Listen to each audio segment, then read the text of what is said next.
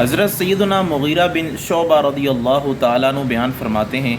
کریم آقا صلی اللہ تعالیٰ علیہ وآلہ وسلم جب بھی قضائے حاجت کے لیے تشریف لے جاتے تو لوگوں کی نگاہوں سے اوجھل ہو جایا کرتے تھے۔ اس حدیث پاک میں قضائے حاجت کا ادب بتایا جا رہا ہے کہ جب بھی بندے کو قضائے حاجت کی ضرورت ہو تو اسے چاہیے کہ ایسے مقام پہ چلا جائے جہاں لوگوں کی نگاہوں سے دور ہو، جہاں پہ زیادہ سے زیادہ پردہ ہو اور خلوت ملحوظ رہ سکے۔ حضرت سیدنا جابر بن عبداللہ رضی اللہ تعالیٰ عنہ بیان فرماتے ہیں، جب کریم آقا صلی اللہ تعالیٰ علیہ وآلہ وسلم کو رفع حاجت کی ضرورت ہوتی تو آپ اتنے دور تشریف لے جاتے کہ کوئی بھی آپ کو نہ دیکھ سکتا تھا۔ تو اس حدیث پاک سے ہمیں یہ پتہ چلتا ہے یہ اس زمانے کی بات ہے کہ جب رفع حاجت کا انتظام گھروں میں نہیں ہوا کرتا تھا تو لوگ دور دراز کہیں چلے جایا کرتے تھے، کھیتی باڑی میں چلے جایا کرتے تھے۔ تو اب یہ صورت پیش نہیں آتی کیونکہ ہر آدمی کے گھر میں اب واش روم موجود ہوتا ہے۔ حضرت سیدنا عبداللہ بن عباس رضی اللہ تعالیٰ عنہ بیان فرماتے ہیں، میں نے کچھ چیزیں دریافت کرنے کے لیے حضرت ابو موسیٰ اشعری رضی اللہ تعالیٰ عنہ کو خط لکھا تو انہوں نے خط میں جواب دیا اور بتایا کہ میں ایک دن کریم آقا صلی اللہ تعالیٰ علیہ وآلہ وسلم کے ساتھ تھا اور حضور علیہ السلام نے جب پیشاب کرنے کا ارادہ فرمایا تو آپ زمین کی جڑ کے قریب گئے اور نرم زمین پہ آپ نے پیشاب فرمایا اور ساتھ یہ فرمایا کہ جب تم میں سے کوئی آدمی پیشاب کرنے کا ارادہ کرے تو مناسب جگہ تلاش کر لے۔ فقہائے کرام فرماتے ہیں مناسب جگہ سے مراد یہ ہے کہ جب تم میں سے کوئی آدمی پیشاب کرنے لگے تو ایسی جگہ تلاش کر لے جہاں پہ کسی دوسرے آدمی کی نگاہ نہ پڑتی ہو، یعنی آدمی کی شرمگاہ محفوظ ہو، کسی کو دکھائی نہ دے۔ اور دوسری یہ چیز ہے کہ ایسی جگہ ہو کہ زمین سخت اور نہ ہموار نہ ہو، کیونکہ وہاں پہ اگر وہ آدمی پیشاب کرے گا تو اس سے چھینٹیں اڑیں گے اور اس کے جسم اور اس کے کپڑوں پہ پڑیں گے اور اس سے اس کے جسم اور کپڑے کے ناپاک ہونے کا اندیشہ ہے۔ اس وجہ سے اس حدیث میں بتایا گیا ہے کہ مناسب جگہ تلاش کریں۔ ایک حدیث پاک کا مفہوم یہ ہے کہ بنی اسرائیل جب قضائے حاجت کے لیے جاتے تو وہاں پہ پیشاب کرتے اور پیشاب کے چھینٹے اگر ان کے کپڑوں پہ پڑ جاتے تو وہ اس جگہ کو تلاش کر کے کینچی سے کاٹ دیا کرتے تھے۔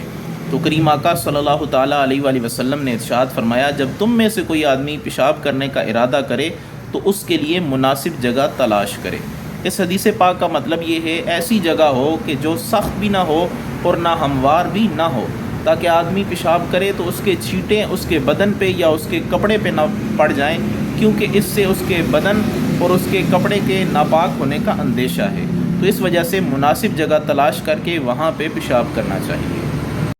اگر امام نے نماز میں آیت سجدہ پڑھے بغیر سجدہ تلاوت ادا کر دیا تو یہ بے موقع ہوا، لیکن اس سے نماز فاسد نہیں ہوگی اور اس سجدے کی وجہ سے سجدہ سہو لازم آ جائے گا، اس لیے احتیاط سے کام لینا چاہیے۔ اگر امام نے آیت سجدہ تلاوت کرنے کے بعد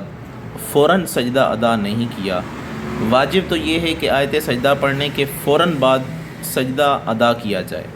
اگر سجدہ تلاوت ادا نہیں کیا اور اس کے بعد بھی 3 آیات پڑھ لیں تو اب یہ سجدہ تلاوت جو ہے یہ قضا ہو گیا۔ اب قضا ہونے کی صورت میں اس پہ سجدہ سہو لازم ہو جائے گا۔ اب اگر سجدہ سہو بھی آخر میں نہ کیا تو اس نماز کو دوبارہ لوٹانا ہوگا۔ لیکن یاد رکھیں کہ جس نماز میں سجدہ تلاوت ادا کرنا واجب ہے اسی نماز میں کرنا ہوگا۔ سلام پھیرنے سے پہلے اس کو اگر ادا کر لیا تو ٹھیک، وگرنہ سلام پھیرنے کے بعد بھی اگر نماز کے منافی کوئی عمل یا کوئی حرکت نہیں کی تو اس کو ادا کر سکتے ہیں۔ لیکن اب دونوں طرف سلام پھیر دیا اور کوئی منافی حرکت بھی کر دی ہے تو اب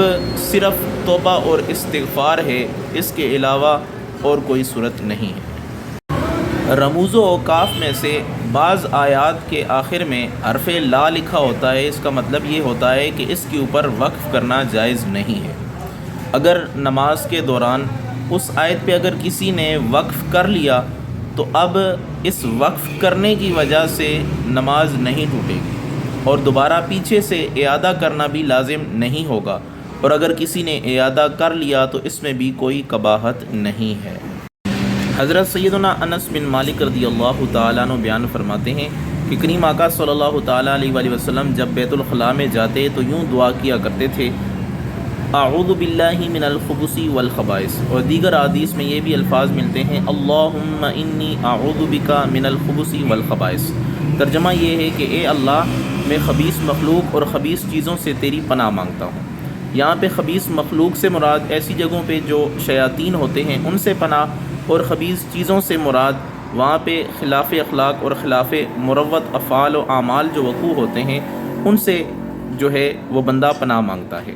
اور یہ بیت الخلاء ایسی جگہ ہوتی ہے کہ جہاں پہ بدبو ہوتی ہے، غلاظت ہوتی ہے، بندہ ذکر الہی سے محروم ہوتا ہے، تو اس سے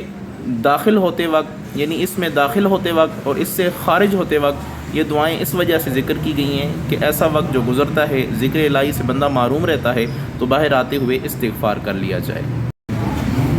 حضرت سیدنا زید بن ارقم رضی اللہ تعالیٰ عنہ بیان فرماتے ہیں کہ کریم آقا صلی اللہ تعالیٰ علیہ وآلہ وسلم نے ارشاد فرمایا کہ رفع حاجت کی جگہیں شیاطین کے موجود ہونے کی جگہ ہیں۔ جب تم میں سے کوئی بیت الخلاء میں آئے تو اسے چاہیے کہ یوں پڑھ لے اعوذ باللہ من الخبث والخبائث، یعنی میں خباثتوں اور خبیثوں سے اللہ کی پناہ لیتا ہوں۔ حضرت سیدنا سلمان فارسی رضی اللہ تعالیٰ عنہ سے کسی نے پوچھا کہ کیا تمہیں تمہارے نبی نے قضاء حاجت کے طریقے بھی بتائے ہیں،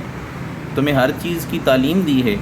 تو حضرت سلمان فارسی رضی اللہ تعالیٰ عنہ نے کہا کہ ہاں، ہمیں ہمارے پیارے نبی کریم رؤوف الرحیم صلی اللہ تعالیٰ علیہ وآلہ وسلم نے ہر چیز کی تعلیم دی ہے، حتیٰ کہ پاخانہ یا پیشاب کرتے وقت قبلہ رو ہونے سے ہمیں منع کیا ہے، اور یہ بھی فرمایا ہے کہ دائیں ہاتھ سے استنجا نہ کرو، یہاں تک کہ یہ بھی فرمایا ہے کہ کوئی تم میں سے اگر استنجا کرے تو 3 ڈیلوں کے ساتھ استنجا کرے، اور یہ بھی فرمایا کہ گوبر اور ہڈی کے ساتھ استنجا نہ کرو، یعنی گوبر اور ہڈی سے بھی استنجا کرنے سے منع فرمایا ہے۔